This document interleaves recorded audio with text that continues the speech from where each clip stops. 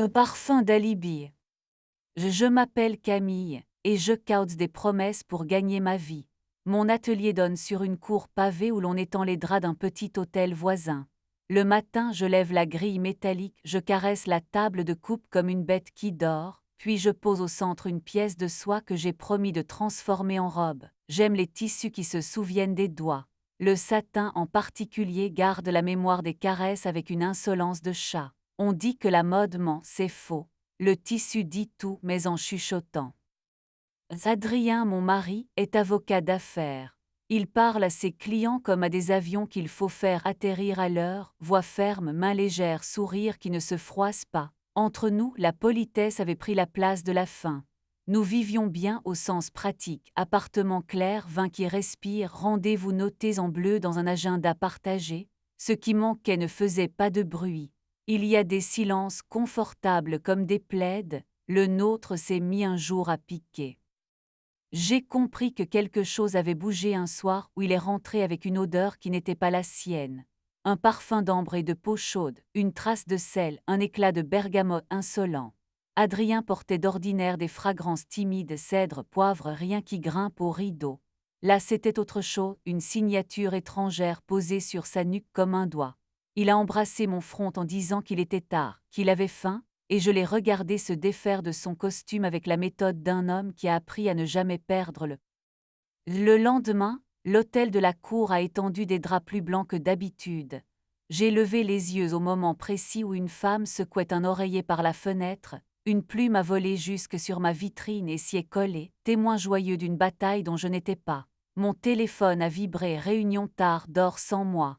J'ai répondu par un cœur paresseux et je me suis remise à l'ouvrage. Mais la plume tenait bon, obstinée, et je sentais sous mes ciseaux l'impatience qui rend le geste bête.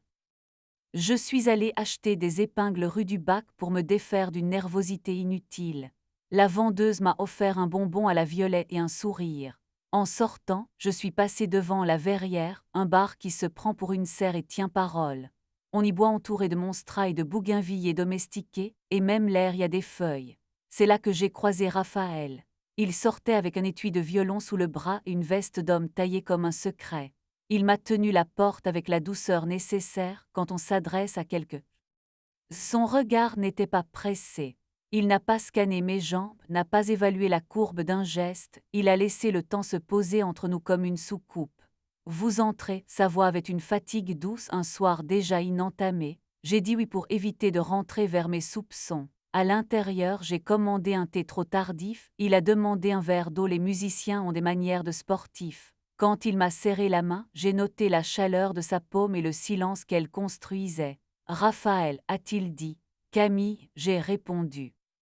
Nous avons parlé de métiers qui touchent le vivant sans le blesser. Il posait l'archet comme je pose une épingle, là où ça tient, là où ça respire. Sa façon de me regarder n'avait pas besoin de loupe.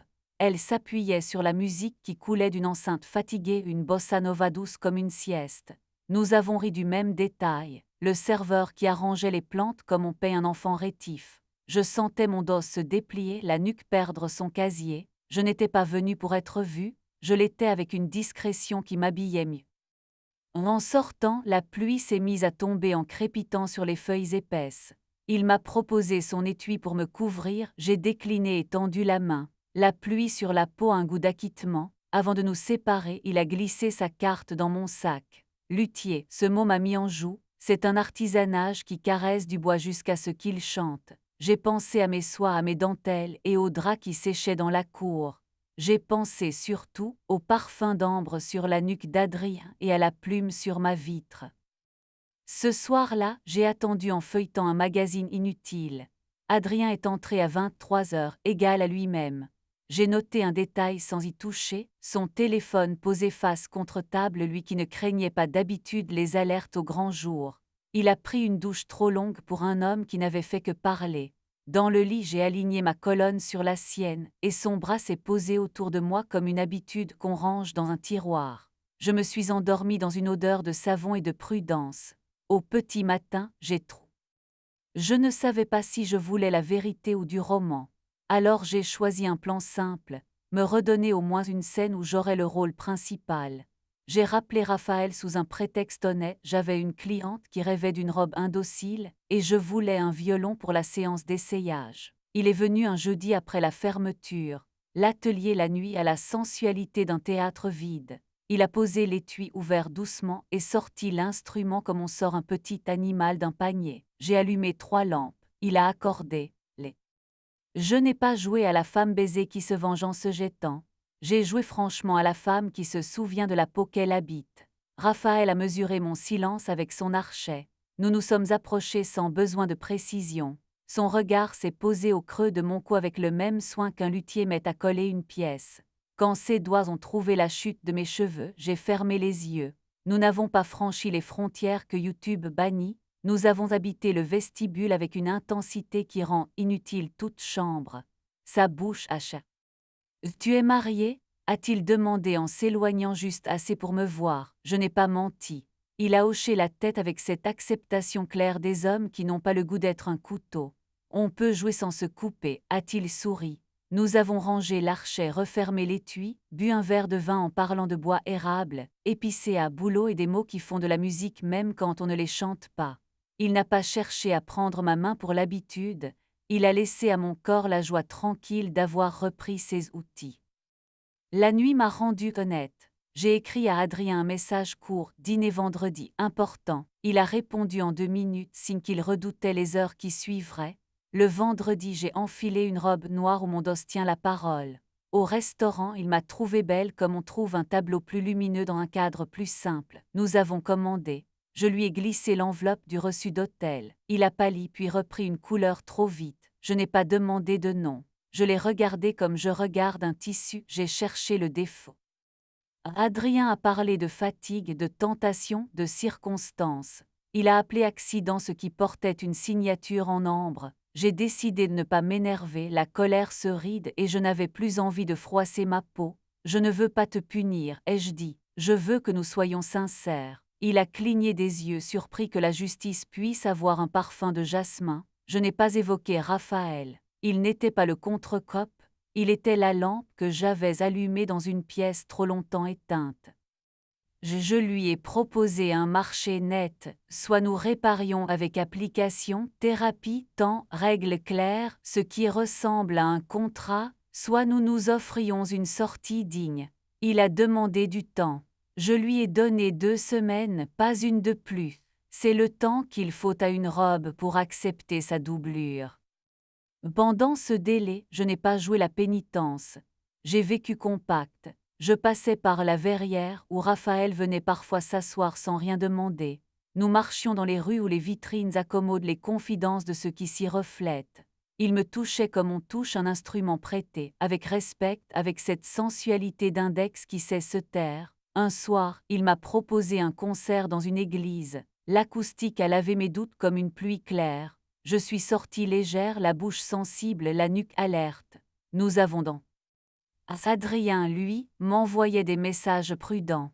Je pense, je mesure, je te redis. Je reconnaissais sa langue, sa manière de poser les mots comme des post-it sur une paroi de verre. Quand il m'a dit « dîner dimanche chez nous », j'ai su qu'il avait fait un tri. J'ai appris là qu'on peut aimer quelqu'un et le quitter dans la même minute sans trahir ni l'un ni l'autre. Dimanche, la table était mise avec son soin habituel.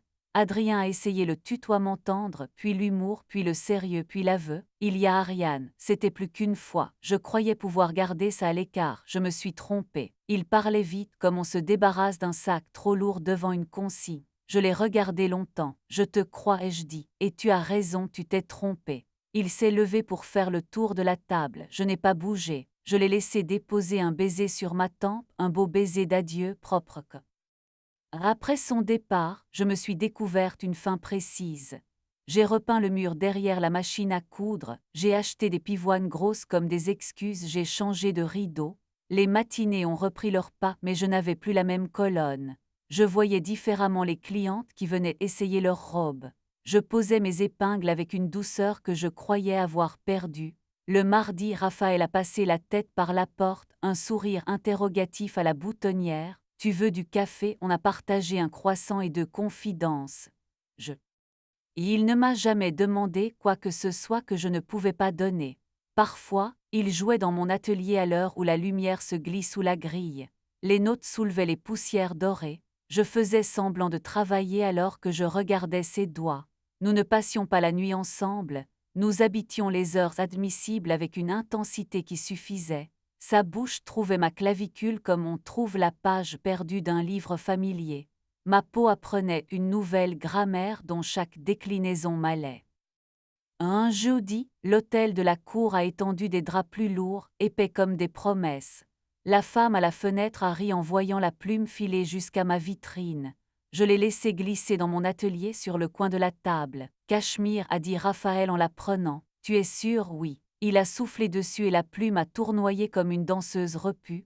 Nous avons décidé sans le dire que ce serait notre talisman. Je l'ai glissé dans un cadre au-dessus de la machine avec un mot: ne pas plier. Je ne sais pas si cette histoire a la morale qu'on attend. Je n'ai pas exposé Adrien sur les réseaux, je n'ai pas fait un bûcher de ses chemises. J'ai gardé ce qui m'allait, donné le reste aux voisins. Parfois le soir, quand la radio joue une chanson trop sucrée, je me lève et je danse pieds nus entre la table de coupe et le portant des robes finies. Je laisse la musique me mettre le rouge aux joues. J'ai appris que la fidélité commence à soi, ce n'est pas un slogan, c'est un corps qui se tient droit. Ariane m'a écrit un jour. Ce n'était pas un message de guerre. Je ne te connaissais pas. Pardon, j'ai répondu, tu ne me dois rien, prends soin de toi. Ce n'était pas noble, c'était facile. Je n'avais plus besoin d'elle pour me sentir réelle. Adrien de temps à autre m'envoie une photo d'un tableau dans une galerie, un bleu qu'il croit nouveau. Je le remercie. Il a gardé sa façon de parler aux avions. Moi j'ai choisi les oiseaux, les vrais, ceux qui laissent parfois des plumes sur les vitres et des chants dans les échelles. Et quand je ferme la grille, le soir, je sens le parfum que j'ai choisi pour moi, iris, un peu de cuir, une pointe de poivre. Raphaël dit que ça m'habille mieux que le noir. Il m'attend parfois chez la verrière avec un bouquet maladroit fait de branches et d'intentions. Nous ne promettons rien d'éternel, nous promettons d'être exacts. Et dans un monde où tant de choses sonnent faux, c'est la plus délicieuse des indécences.